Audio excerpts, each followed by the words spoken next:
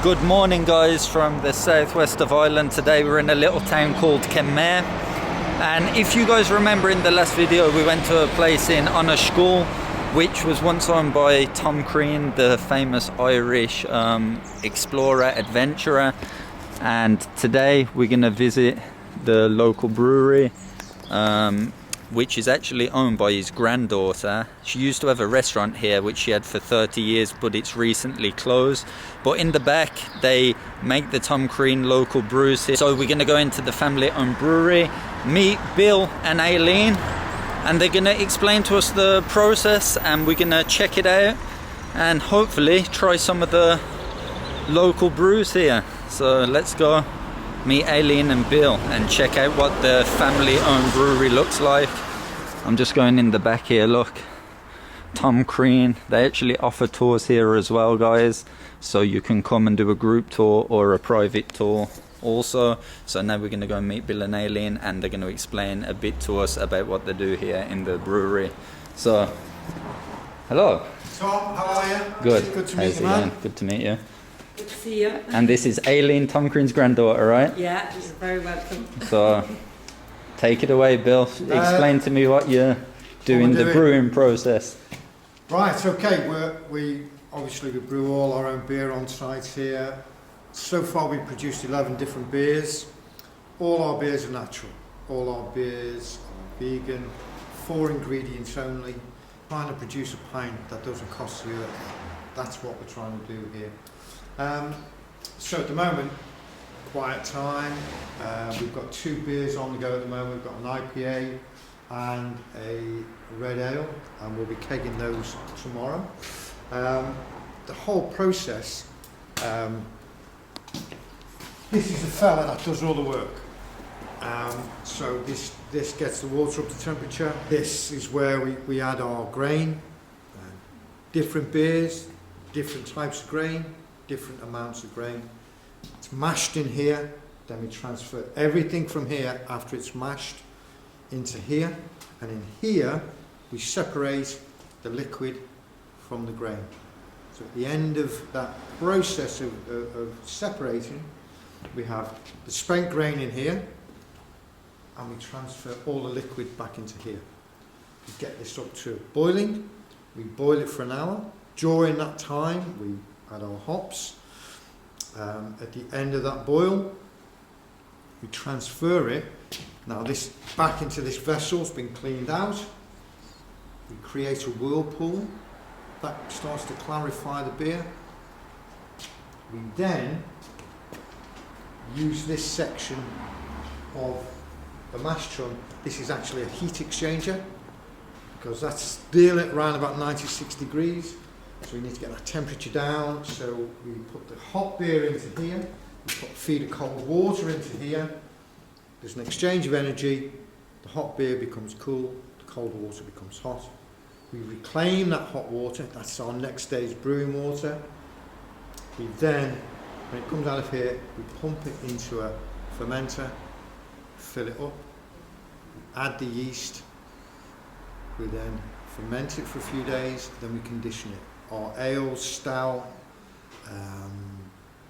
most of our specialist beers take 3 weeks to produce. Our lager, or some Bridget's Irish lager, that takes 6 weeks to produce. 6 weeks, right. That, in a nutshell, is what we do. So the Discovery, Terra Nova and Endurance is named after what? They're after the ships my grandfather sailed in. Mm-hmm. So the Discovery was the first one. He sailed with Scott in 1901, Terra Nova in 1910, and then the Endurance was with Shackleton. In fact, this year, the Shackleton expedition, the Endurance, is where the ship got stuck in the ice and sank. And this year, there was an expedition to try and find it at the bottom of the Weddell Sea, and Worsley was the navigator, and they were using his diary and his book, and they located the Endurance now with the new technology. They drones and everything that could go down deep into the water, and they found it 3 kilometres down and just 4 miles from where Worsley recorded it. So they could see it was pristine, it was preserved in the cold water. So that's they're the names of my grandfather's ships, nice. or the ships he sailed on. So yeah, he went on 3 Antarctic expeditions. It was the age of discovery of Antarctica. It was the last place to be claimed at that stage. So yeah, so there's lots of photographs here of Tom. In 2016 it was the centenary of his last expedition. So I was always intrigued with this man. When I was a kid growing up at home, we had all his memorabilia. And I was saying, why would you go to such a cold place? Not just once, but 3 times. So my sons were working at this stage, so I said, okay, I'm going to go. Do you want to come? And they said, yeah, and Bill was training with us. So Bill said he'd come too. This was actually the launch. This photograph here was the launch of the expedition. So we chartered a boat and sailed 800 miles from the Falklands down to South Georgia to do the traverse to South Georgia that Tom Crean and Worsley did.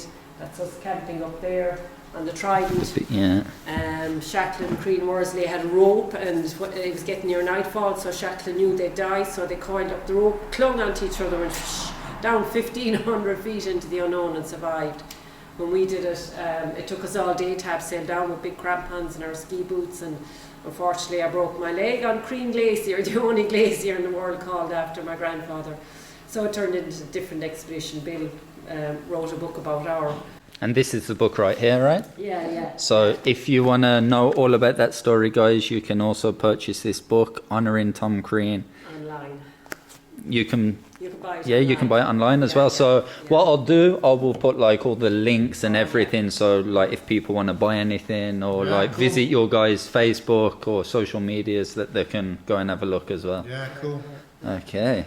So how long, I want to ask you maybe stupid question, but I'm not sure. How long does it take you to get from this process to put it in the fermenters? Takes me about 5.5 hours. 5.5 hours. Yeah. And would you have to do like for example, if you do the lager and you do the stout, the same in here as well, or everything?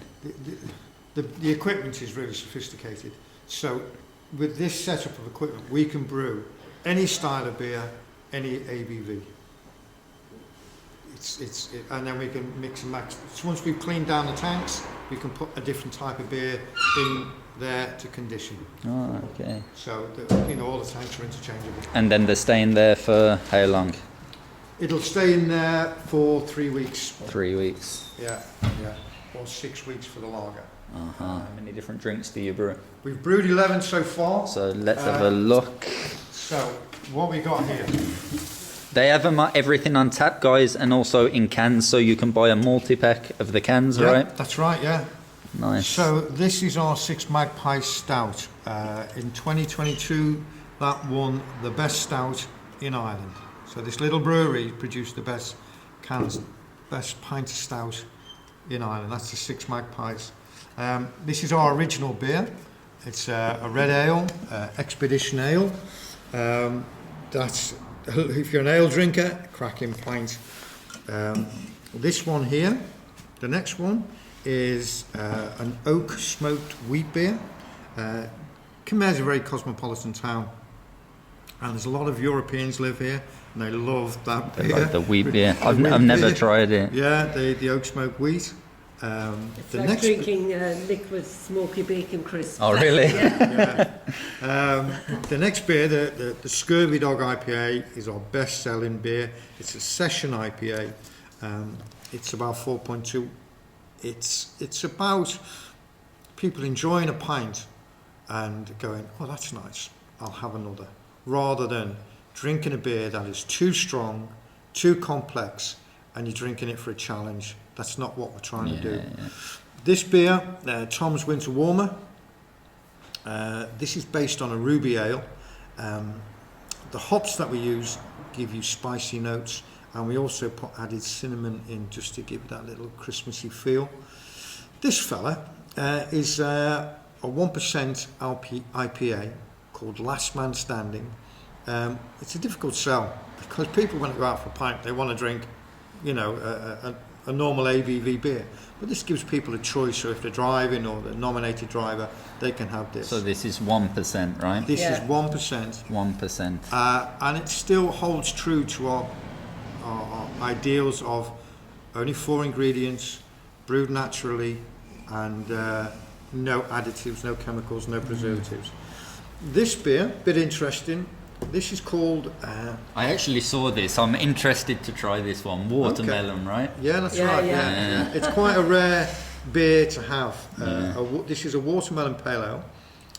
It's called Corner Boys. Something to talk about because it's a rare beer. The tradition in Ireland was that men with a bit too much time on hands would stand on street corners gossiping about people. They were known as the Corner Boys. You're So too because- young to remember. This is Not my generation. Yeah. this is a bit different. So this is our Corner Boys. That actually has 5 ingredients. Yeah, because that has the actual. You can't recreate the flavours and aromas of watermelon with a hop. Okay. So you have. So we had to put the fruit ingredient in there to give us that. So I that spent flavour. a day chopping, peeling, de-seeding watermelon and Yeah. blending it, and Yeah, so that went in there. This beer we brought out this year. My history is I'm ex-London fireman. And my last station was in Hackney in East London, F28, Homerton. And later last year, all the boys now are all retired. So they were like, what's this shepherd up to in Kenmare in Ireland? Let's go and find out what's going on. Making beer. yeah. That So- sounds interesting. It was like five of the boys came over, and I thought, I can't spend 4 days in a pub, even though they might want to. We need to get something, we need to be doing something constructive. So we worked on a recipe, we worked on the branding. The boys actually brewed with me all day. So they were putting the grain in, they were doing the stirring, they were doing all the bits and pieces, move this valve, do that, do the other. So that's why we've called this F28 Fire Quencher. It's an ESB, an extra special bitter, so it's slightly stronger, 5.5. So a lot of selections of beer here. And the number one thing I found funny when I first come in, Bill told me, you do not get a hangover because of the natural ingredients they That's use. right. Yeah. So right. And we've done extensive trials. We've given it a good go, and it's a natural product. You don't get that thumping head the next day. You just get on with your day. That's it. A couple of glasses there. This is our Corner Boys, our watermelon pale ale. So there's a subtle aroma and a subtle flavour of the watermelon. When Bill came up with the idea, I thought, watermelon's so subtle that it won't work, but it did, and it's beautiful. And it's a lovely colour as well. So yeah, that's very popular as well. In the summer, it's very refreshing. So there we go. There you go, kid. Cheers. not many people can say they got to drink with Tom Crean's granddaughter. Well, I can now at least. Cheers, cheers. Cheers, Tom. Appropriately.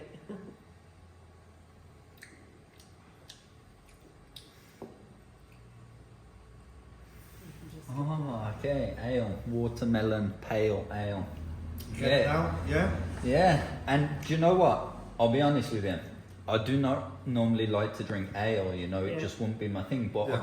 I could actually, Yeah. I could drink this, Yeah. It doesn't have this like red ale taste Yeah. as such. Yeah. Mm. Yeah, so it's quite a rare beer because most brewers won't put watermelon into a beer. They're looking for more acidic, more higher colour profile fruits to go into a beer. So watermelon is quite a rare addition to a beer.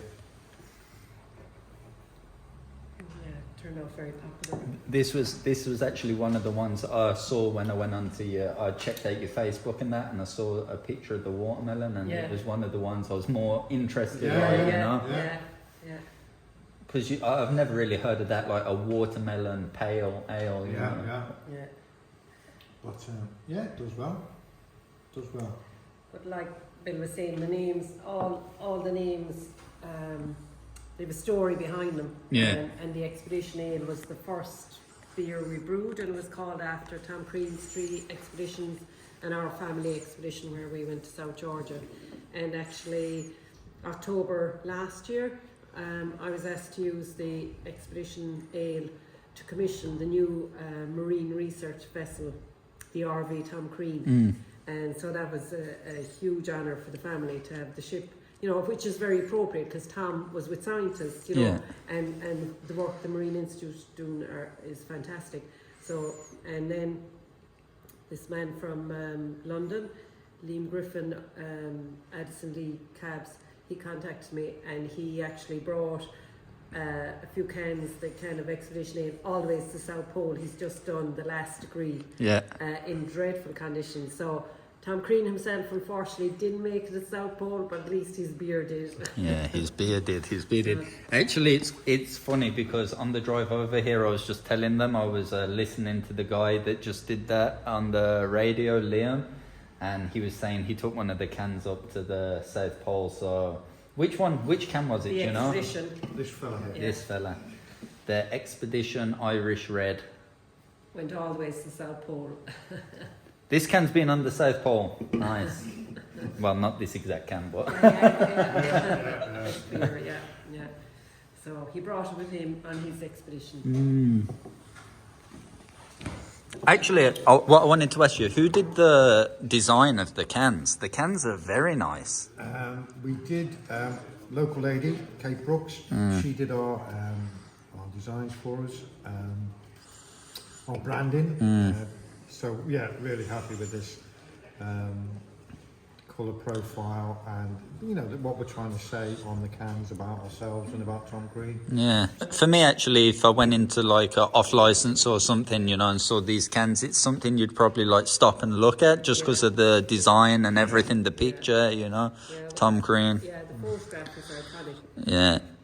What beer would you normally be heading towards? That's a good question. I like to drink pretty much everything, to be honest. The Stout, I would probably like to try the Stout for sure, because this was the award-winning one, right? Yeah, that's the best stout in Ireland. This one, the best Stout in Ireland, guys. It got the gold glass in You can see that. Yeah. And it's lovely that this tiny little brewery. Now, I have to ask you a question about the Stout. So, you drink Stout, right? Oh, I drink all our beers, yeah. It's part of the job, quality control. The brewer drinks all the brews, huh? So, out the can or out the tap? Like, if it's being poured a lot, it's better out the tap, or... Okay, when people come to talk to us, we're an open book. You know, we'll, whatever the question, we'll give you the straight answer. We would love to be able to sell the stout, more of the stout on draft. Okay. The problem is, out of all these beers, this is the best pint. It's the slowest selling beer. Because brand loyalty will kill it. Yeah. So the only place you can get a pint of that draft beer is there. That's it. So you're That's Nobody it. else would want to sell it because it wouldn't compete with the big names. Only place you can get the Stout on tap. Yeah. Yeah. So if you want to try the Stout on tap, guys, you have to come down to the brewery. Get in. Yeah. Yeah. Of course, if you want to know about Tom Crean and all the adventures, you have to ask Aileen. If you come on the tour, she knows everything, of course. And you were telling me before, this is the famous chair. Yeah, that's Tom Crean's chair. This was Tom Crean's chair. So you can sit on the chair in front of this nice fire and drink Tom Crean's beer. Yeah. Cannot beat it, huh? Yeah. Nice. Yeah. So, of course, this place has a lot of history and a lot of stories. Yeah. Nice. Yeah. Aha, the Stout. There you go. Let's try this fella. All right. Here's our there you gold go, medal kid. Blasna here in Stout. So all natural again. You know, it's there's no nitrogen in this. It's naturally carbonated. 6 different types of grain. It's triple hopped. I'm giving all my secrets away here. My God. No, don't. After this, everyone's going to be trying to start a brewery. Okay. Again, Slaughter.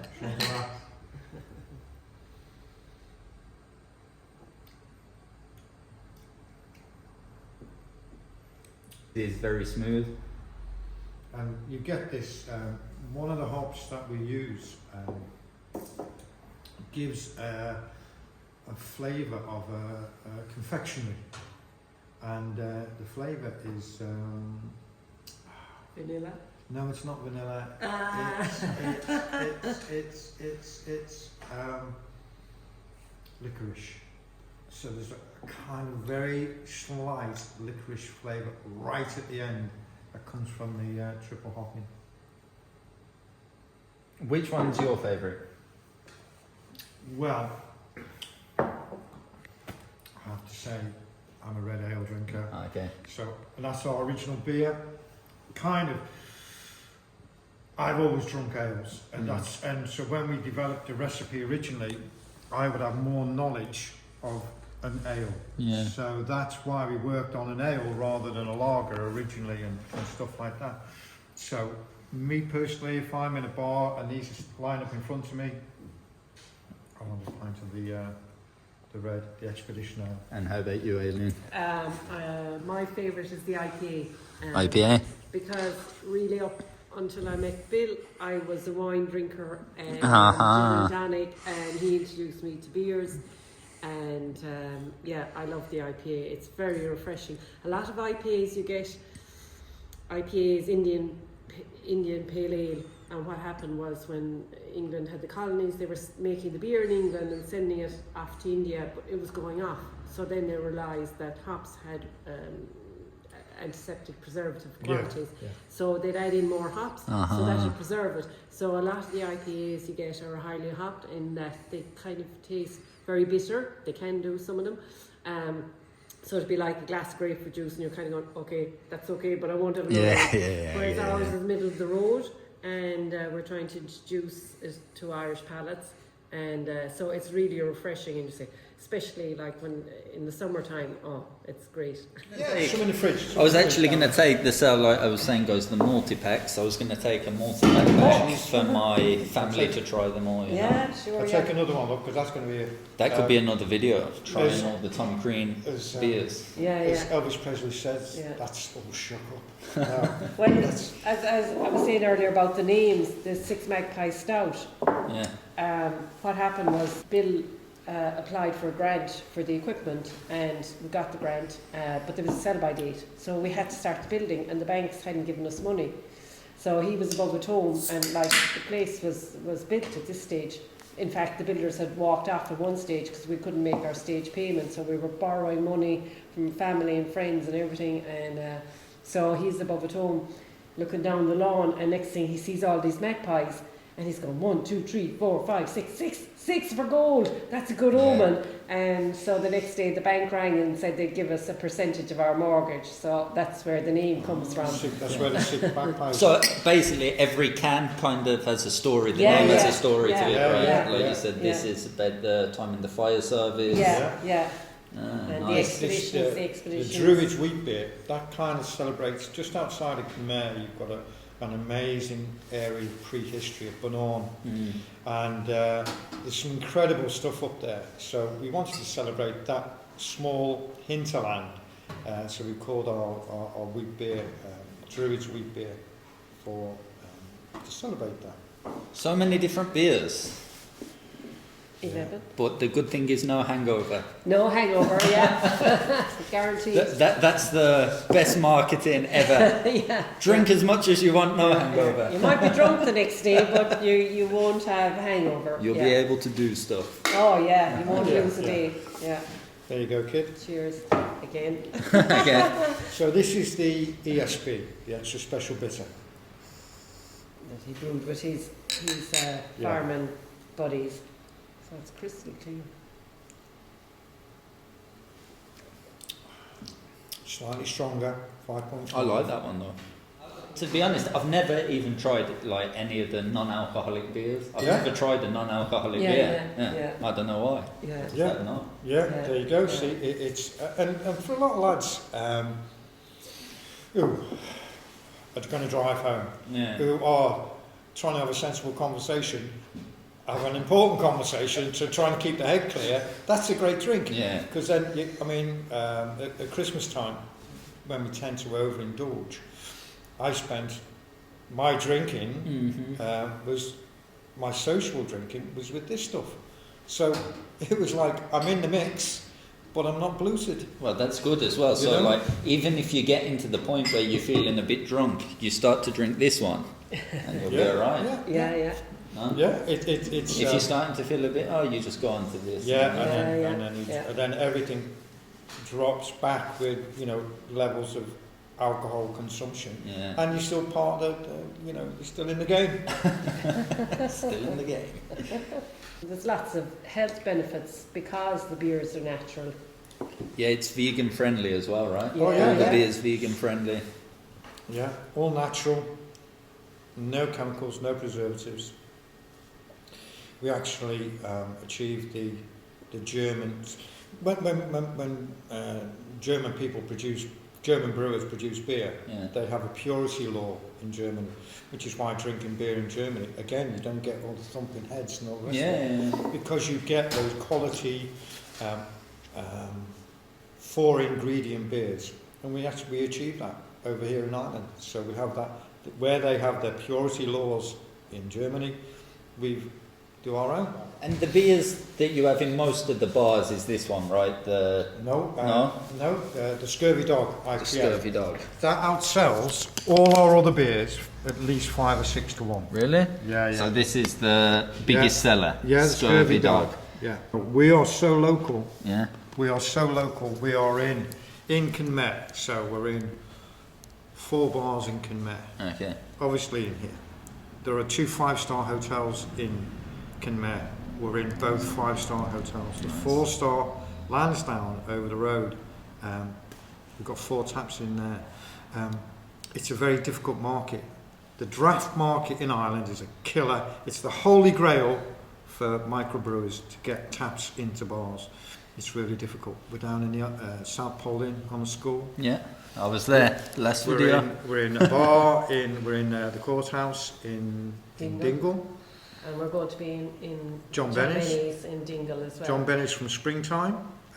So, like, who decides? Is it the bar itself that decides if they want to take on? We approach them, and then if they have a free tap, that's it. You know, whether they have a free tap or not, whether they can, and whether they want us in or not. You know.